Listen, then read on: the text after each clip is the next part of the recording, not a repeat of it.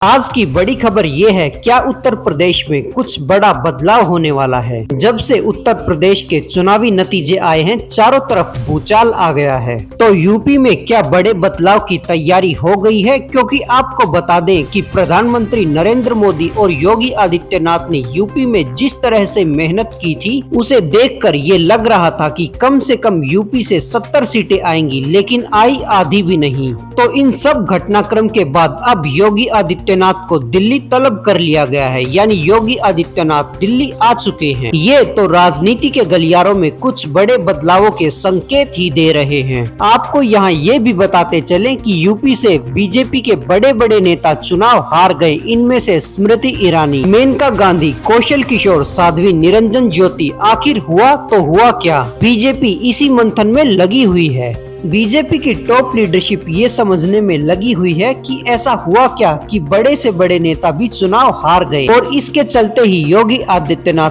पूरे action mode में हैं। ये आप तस्वीरों में देख रहे हैं कि योगी आदित्यनाथ मीटिंग ले रहे हैं बड़े बड़े अधिकारियों के साथ। ये वही अधिकारी हैं जिनकी जिम्मेदारी होती है यूपी में नीतियों को लागू करवाने की, यूपी में योजनाओं का क्रियान्वयन कैसे किया जाए। आपको यहाँ ये बता दें कि राजनेता कानून बनाते हैं, लेकिन उनको लागू करवाने की जिम्मेदारी अधिकारियों की होती है। इस मीटिंग के द्वारा योगी आदित्यनाथ इस बारे में पता करना चाह रहे हैं कि क्या नीतियां लागू करने में कोई कमी रह गई, जिससे कि योजनाएं या नीतियों की जानकारी लोगों तक नहीं पहुंच पाई और सीटें इतनी कम रह गई। तो योगी ने अधिकारियों की बैठक बुलाई और योगी को दिल्ली तलब कर लिया गया। तो ये कहना गलत नहीं होगा कि नतीजे आने के 48 घंटों के अंदर योगी को दिल्ली बुला लिया गया और योगी के साथ साथ उत्तर प्रदेश के बड़े बड़े मंत्री भी दिल्ली आए हैं, या यूं कहें कि उनको भी दिल्ली बुला लिया गया है। तो क्या ये यूपी में बड़े बदलाव की तैयारी है? क्या योगी आदित्यनाथ की पूरी कैबिनेट बदलने वाली है? ये बात तो जग जाहिर है कि 2014 और 2019 में यूपी से बीजेपी को बम्पर वोट और सीटें मिली थी।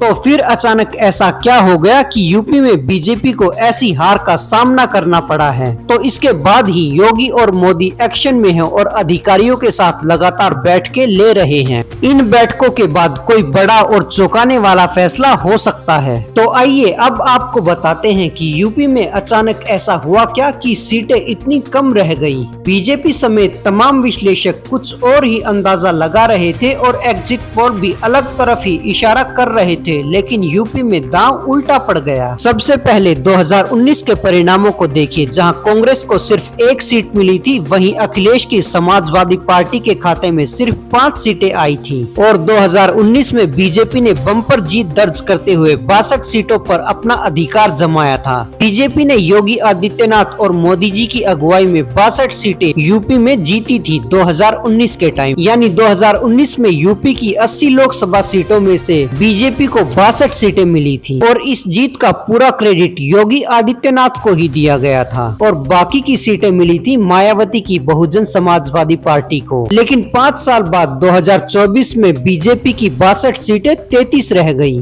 और इस दौरान समाजवादी पार्टी और अखिलेश यादव का स्ट्राइक रेट देखिए। 2024 में समाजवादी पार्टी की 5 से बढ़कर 37 सीटें हो गई, और पिछली बार के मुकाबले कांग्रेस का भी प्रदर्शन इस बार शानदार रहा है, क्योंकि 2019 में उनके खाते में सिर्फ 1 सीट आई थी, और इस बार गठबंधन में चुनाव लड़ने के बावजूद 6 सीटों पर उन्होंने अधिकार जमा लिया। यहाँ बीजेपी आला कमान ने साफ शब्दों में अपने नेताओं को कह दिया है कि अगर दिल्ली में मजबूती से रहना है तो यूपी में संगठन को और भी मजबूत करना होगा, क्योंकि राजनीति के गलियारों में ये कहावत काफी लंबे समय से चली आ रही है कि देश में सत्ता का रास्ता यूपी से होकर गुजरता है। तो इसलिए ही बीजेपी यूपी में एक बड़े बदलाव की तैयारी में है। तो जैसा कि मैंने आपको बताया, योगी आदित्यनाथ और दोनों डिप्टी सीएम केशव प्रसाद मौर्य और ब्रजेश पाठक दिल्ली पहुंच चुके हैं, यानी अब उत्तर प्रदेश की हार पर मोदी और योगी मिलकर मंथन करेंगे। बैठक में चर्चा होगी कि यूपी में कहां चूक हो गई, इस हार का जिम्मेदार कौन है। कुछ नेता ये भी दावा कर रहे हैं कि इस हार के पीछे भीतरघात भी जिम्मेदार हो सकता है, यानी पार्टी में कुछ नेता पार्टी के ही खिलाफ काम कर रहे थे। तो इस बात पर भी विस्तार से चर्चा होगी। और खबर तो ये भी है कि यूपी बीजेपी अध्यक्ष इस्तीफे की पेशकश कर सकते हैं। संगठन की कमान किसी और नेता को मिल सकती है और योगी मंत्रिमंडल में भी बड़े बदलाव हो सकते हैं। इन बदलावों के तहत प्रदेश में ओबीसी, दलित और ब्राह्मण चेहरों का कद बढ़ाया जा सकता है और नेताओं के साथ साथ अधिकारियों की भी फेरबदल की जा सकती है,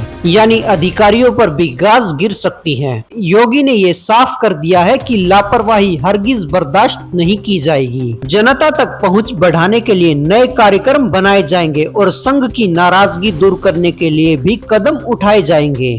तो बीजेपी को उम्मीद है कि इन बदलावों के साथ आने वाले समय में पार्टी को यूपी में फायदा जरूर मिलेगा। पार्टी अब असेंबली इलेक्शन यानी विधानसभा चुनावों के लिए कोई कोर कसर बाकी नहीं छोड़ेगी, क्योंकि अभी विधानसभा चुनावों में काफी समय बाकी है। तो इस समय का प्रयोग किया जाएगा जनता तक पहुंच बढ़ाने के लिए और अपनी बनाई गई नीतियां जनता तक पहुंचाने के लिए। इस बारे में पार्टी के नेताओं को और अधिकारियों को साफ साफ शब्दों में निर्देश दे दिए गए हैं। तो अब ये देखना दिलचस्प होगा कि इन नए बदलावों के साथ यूपी में बीजेपी की स्थिति कितनी मजबूत होगी। यूपी में बीजेपी के कमजोर प्रदर्शन पर आपकी क्या राय है, कमेंट करके बताइए। हर एक न्यूज अपडेट के लिए हमारे साथ बने रहें और चैनल को सब्सक्राइब जरूर कीजिए। बोलते रहें जय हिंद, जय भारत, वंदे मातरम।